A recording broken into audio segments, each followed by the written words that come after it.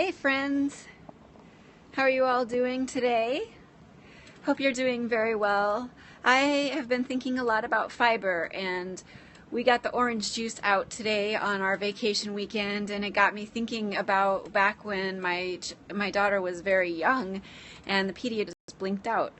The pediatrician was recommending, and all sorts of reliable resources for parenting were recommending that you cut the orange juice, or any fruit juice for that matter, 50-50. And then once my daughter got older, she didn't care for it that way very much, and I just kind of got out of the habit of doing it. And I've recently learned a lot of important things about fiber, and now I understand why people make that recommendation. And it's a lot to do with how sugar and fiber interact.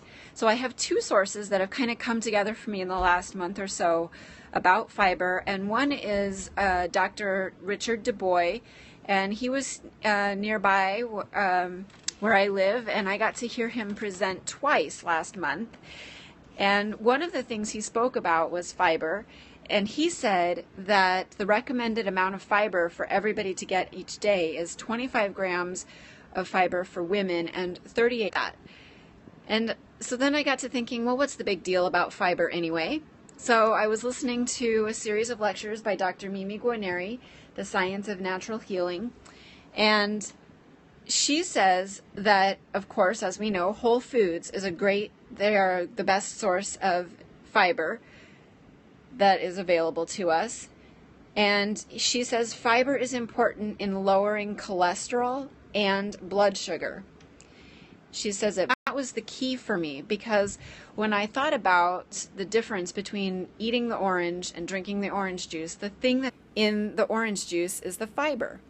So if you just drink the orange juice straight, your body quickly absorbs that sugar and it spikes the blood sugar level, which is exactly what we don't want to do for diabetics, for pre-diabetics, or even anybody who might want to just watch their sugar intake. If we eat the orange as the whole orange, it comes with that fiber, and that blocks that quick absorption. So that was really key to my understanding. Now I don't want to have orange juice without that fiber. So she suggests some other sources of fiber. She says add fiber. She says ideally 35 grams of fiber per day. And you can get it from whole grains, things like steel-cut oats, fruits and apples. Legumes and beans carry a lot of fiber, and vegetables, especially green leafy vegetables, because not only do they have fiber, but they also have calcium and magnesium.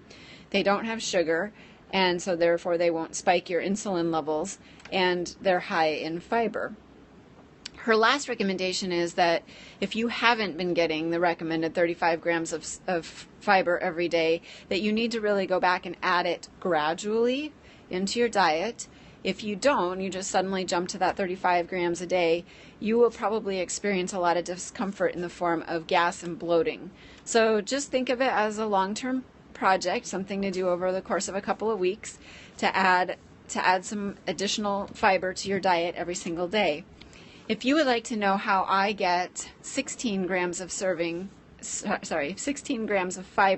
into my diet every single day in a very delicious and very convenient form, please email me at 24fruitsveggies@gmail.com. My name is Susan, and I'm on a mission